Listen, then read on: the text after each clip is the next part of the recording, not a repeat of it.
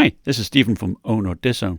Today I am reviewing the Eluktronics Max 17, which is part of their covert gaming line, which means that the only branding is a sticker on the underside.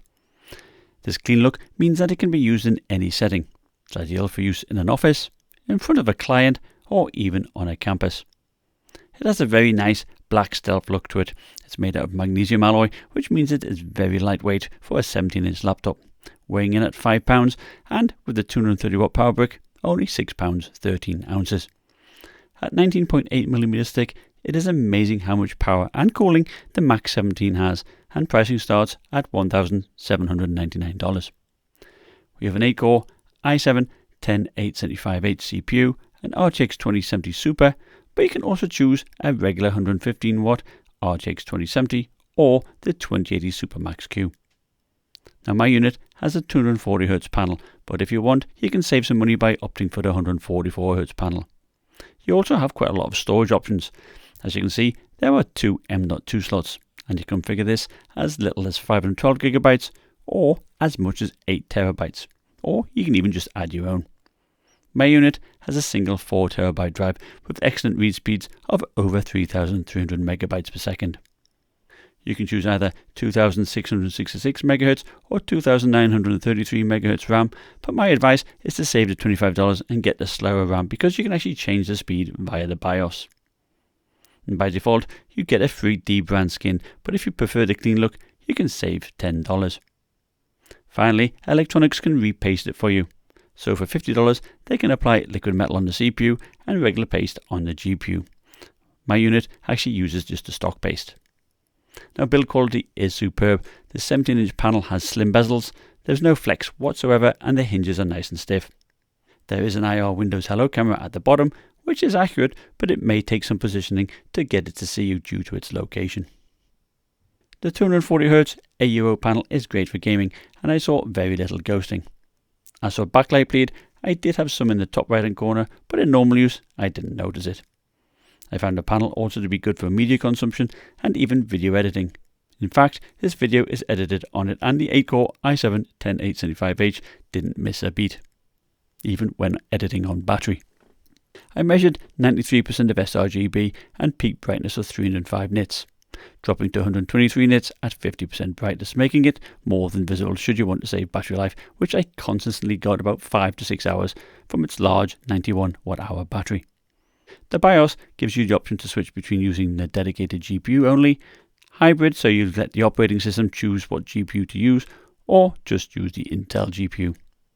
It is great to have this flexibility, as you might have some applications that benefit, such as those that use QuickSync, and also gaming in dedicated GPU mode will give you higher frame rates.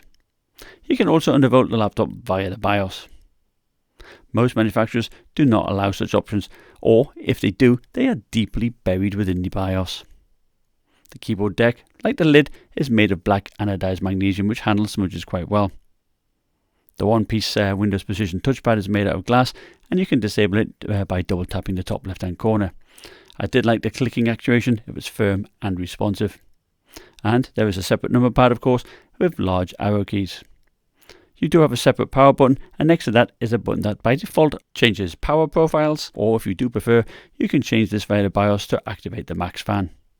The membrane keyboard is okay, although I did find it would often not register the spacebar when typing my script, for example, although I had no issues when using it in a game.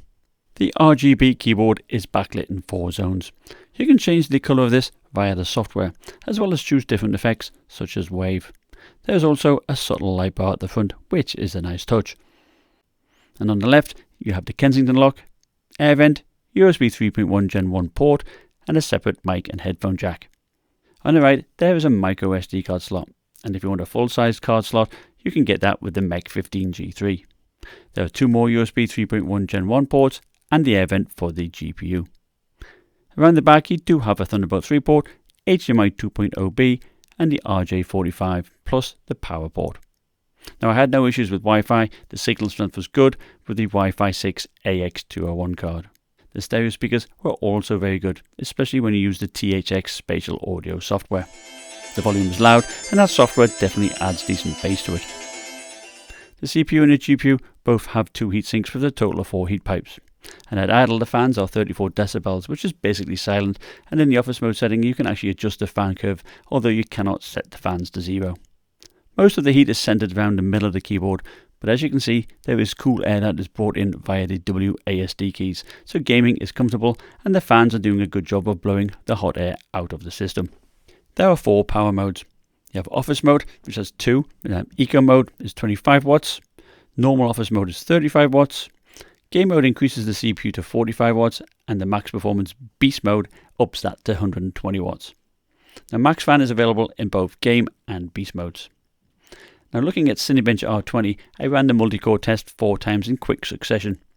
Now normally you would see a reduction in performance, so it's good to see that the Max 17 maintains performance with no throttling. In yellow is game mode at 45 watts, and in blue is beast mode, where it would settle at about 95 watts. Beast mode scores over 4,100 points, which is a good showing. Not as good as the 4800H from AMD, nor as good as an undervolted i9-10980HK, as shown here with the MSI GE66. Now remember, the Max 17 is also undervolted by minus 70 millivolts. In a longer running test, such as a handbrake encode, beast mode is some 24% faster than game mode. So if you are doing any work that does require pure CPU power, then beast mode is the way to go. The i9 is about 1 minute quicker, but remember, undervolting is required on these Intel CPUs to get the best performance out of them. And as for gaming, beast mode ups the GPU to 115 watts, which is more beneficial if you do get the 2080 Supermax Q rather than the 2070, because that is already at 115 watts. To measure any difference in power, you will need to measure that from the wall, but what I can show you here in Far Cry New Dawn is the difference in CPU power and thermals. At the top is beast mode with max fan, and the CPU, when combined with a GPU at 115 watts, drops to 45 watts and runs at about 90 degrees. Switching to game mode reduces the CPU power to 35 watts, and as such, its temperature drops to 85 degrees. Now for those perhaps who do live in hotter climates, then perhaps office mode may be an option. The CPU drops to 25 watts and another 5 degrees cooler. And this mode is using the middle fan profile. Switching the game mode using the auto fan, there is not a lot of change in temperatures, and that is because both the auto fan and the max fan under load are both at 54 decibels. So what is the effect on frame rate? Well, beast mode averages 97 FPS, game mode 93 FPS, and office mode 83 FPS. So for sure, beast mode is 16% ahead of office mode, but only 4% ahead of game mode. In comparison, I show the MSI GE66 with the same 2070 Super GPU, which sees a 6% gain in average frame rate and 9% in minimum frame rate. Now Battlefield 5 also pushes the thermals to the max, so here it is using DX11 Ultra settings using the max fan. Beast mode pushes about 60 watts to the CPU and it runs at about 90 degrees. Game mode 45 watts and 85 degrees. So my advice is if you want to use beast mode, it will likely be a good idea to get it repainted with liquid metal. In the Mech 15 G3, I saw that worked very well, and the CPU did hold a higher boost clock as well. Beast mode in light blue is about 8% faster than game mode in this game, with a slight boost in 1% lows. Compared to the 2080 Supermax Q in the GE66, it was 7% behind, but perhaps more worryingly was the big difference in 1% low frame rate. Now PUBG, I used the replay feature, and game mode is about 5 watts and 5 degrees less than beast mode. Again, this is with the max fan, and my ambient temperature is about 20 degrees Celsius. Again, beast mode was 8% faster than game mode, and this time it was on par with the GE66, although it was a bit behind in 1% lows. Now here is Death Stranding using very high settings. I test no DLSS at the top and underneath with DLSS, both using the beast mode and max fan. Using DLSS pushes an extra 10 watts to the CPU, which is interesting, and the frame rate definitely improves with negligible change in temperatures. We don't see the same level of improvement with DLSS using game mode, so that extra power in beast mode definitely does help. The GE66 is similar to beast mode, but again we see a consistent improvement in 1% low frame rate. So how would I sum up the Eluktronics Max 17? It is admirable that such a lightweight and thin 17-inch laptop has so much power without really going over 90 degrees, even in the highest power mode. It is great that you have options to lower the thermals by choosing lower power mode, so I am confident it will still be fine in the summer months. But I do recommend a CPU replace if you use the beast mode and you do live somewhere hot. Beast Mode also makes the CPU run nearly as fast as the i9, so you can save a huge amount of money there. Build quality is very good, and battery life is also good enough for most people. Now, as an enthusiast, I like having the extra options in the BIOS, options which we usually do not see on laptops. Now make sure to watch my Mech 15G3 video, as that remains in my top 2 15-inch gaming laptops for 2020, and it has the same power limits as this Max 17. Thank you for watching. If you liked my video, consider subscribing, and I will see you next time. Bye now.